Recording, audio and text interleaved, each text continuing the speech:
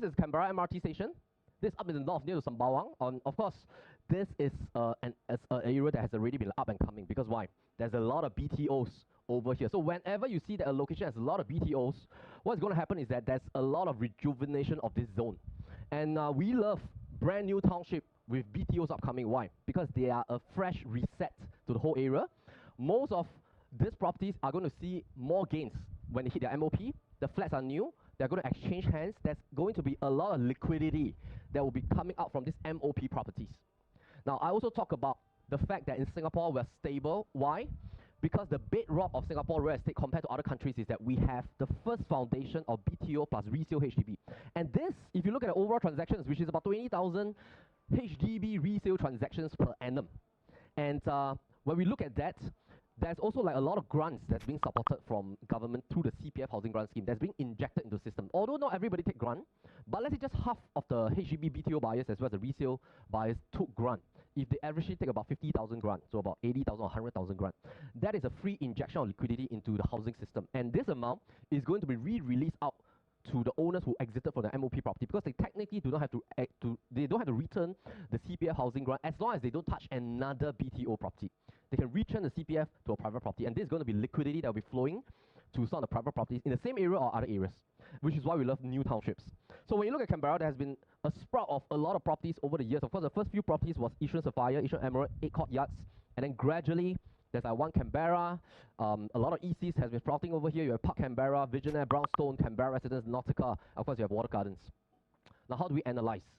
If let's say you're somebody that wants to be within a 500 meters radius from the MRT station, and of course, MRT has been a key topic that has over the years been fully emphasized, and I'm not going to talk a lot about it because this is the MRT effect.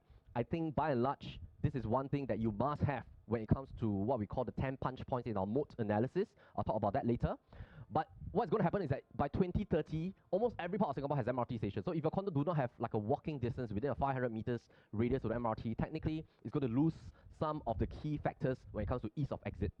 So I'm going to circle out all these projects that we're going to deep dive a little bit into, and I'm going to talk about the first principle. The first principle is that when we want to analyze an area, we want to look at the asking prices. Now, there's a key fundamental difference. When you look at transacted prices and asking prices, transacted prices are prices that were done at least 3 months ago. Why? When the seller and buyer meet at a table, or when they negotiate and talk about price, they agreed on the price basically on the OTP, and there's an option period, 14 days, 21 days, 28 days, sometimes even prolonged option period just to suit certain timelines of the seller and buyer. By the time they exercise the option, it still takes about 2 weeks or about 3 to 4 weeks depending to lodge the caveat. And once the caveat is lodged, then it takes time to go into URA release, and from there it's being extracted to multiple portals. So at least we're looking at close to about 3 months in terms of data lagging indicator. When you look at transacted prices, if you're always fixated on transacted prices, what's going to happen is that you will never ever going to get a unit. Because why? When you look at transacted prices, you as a buyer, look at this transacted price and you say, hey, I want to buy back at the last transacted price. But the interesting thing is that as a home seller, let's say you own a property in a condo now, you see transacted prices by your neighbors. Your mindset is that I'm never going to sell at this transacted price. I want to sell above my neighbor. That is our fundamental thinking and DNA as a home seller. So when you look at this, there's a disparity in terms of thinking and thought process. And what will be effective, of course, in the Singapore market is to look at the asking prices. Why? Because it helps us to look at the current mindset of the existing property sellers. And why is it important to think about that is because everybody that wants to buy a property has a property to sell. Similarly, let's say you're thinking of buying a property. You could have a property to sell, or maybe you have already exited. But you once have been through the mindset as a property seller, is that you want to sell above the last transacted price, slightly above, a lot more above, but definitely you don't want to sell below the last done price. And thus, it is important to look at asking price. And second reason, what is the second reason? Second reason why we look at asking prices is because by looking at the asking prices, we can get a sense of where the market is moving towards. We can look at market movements and market thinking.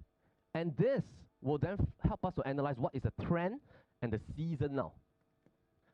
So these are two very important elements when we look at asking prices, because when we look at the asking prices throughout, what are people asking for, we can get a sense about where the market is going, what are they thinking.